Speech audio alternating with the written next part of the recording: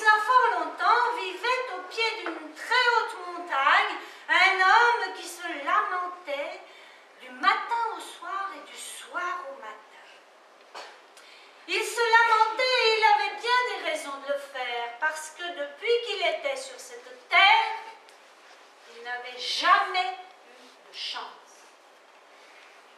Jamais. Par exemple, quand un orage de grêle menaçait, c'était sur son champ qu'il tombait. Ou bien, quand une méchante femme passait dans le village, c'était son cœur qu'elle brisait. Ou bien, quand des voleurs décidaient de piller une maison, c'était la sienne qu'il choisissait. Bref, il n'avait pas de chance. Mais le pire, c'est qu'il ne savait pas si cela allait durer très longtemps.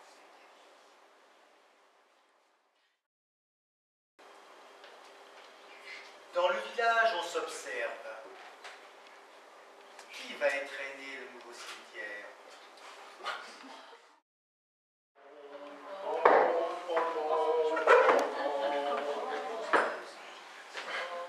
Ben oui.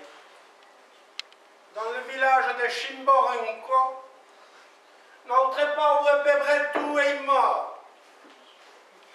Et pour sûr, il y avait peu de monde à son enterrement, parce qu'il n'était pas aimé, il était peintre, il était avare. Il n'avait jamais donné quoi que ce soit, même pas un P de son âme. Alors évidemment, les gens ne se sont pas déplacés pour son enterrement. Mais le voilà qui arrive à la porte du paradis. Mais c'était la période de Noël. Tous les anges qui étaient employés au paradis étaient descendus sur terre pour les fêtes de Noël, pour fêter avec les humains la fête de Noël. Il n'en restait qu'un qui était un vieil ange retraité, et donc le grand seigneur.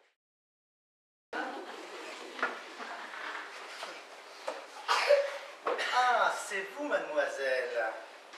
Pardonnez-moi, je suis tellement habitué à votre petite culotte que je ne vous remettais pas avec cet anorak.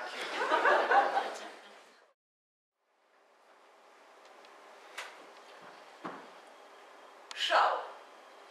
Après moi, c'est toi qui devras régner sur ce royaume. Et tu constateras vite que ce n'est pas une tâche aisée. Aussi, je pense qu'il est temps de t'y préparer dès maintenant.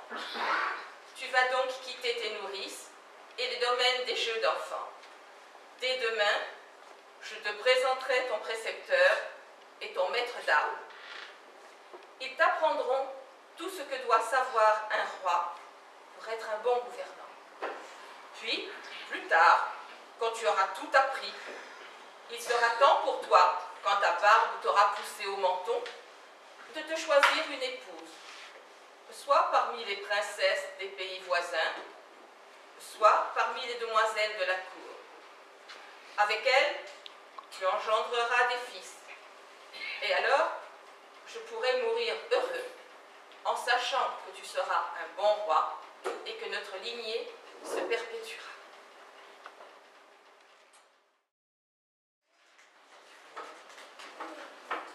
Et moi, j'hésite à embrasser cette grenouille. La princesse aura-t-elle d'aussi jolies cuisses?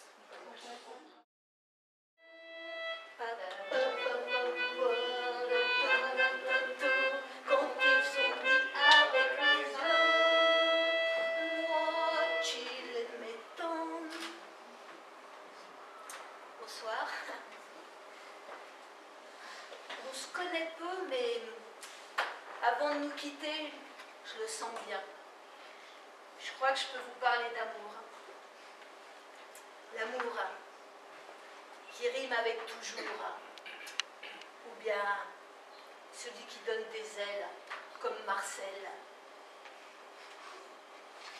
Marcel, c'était le voisin de ma grand-mère. chaque fois que je le rencontrais, il me racontait comment, un jour de pluie, il était tombé amoureux d'une jeune femme à l'allure de princesse mouillée.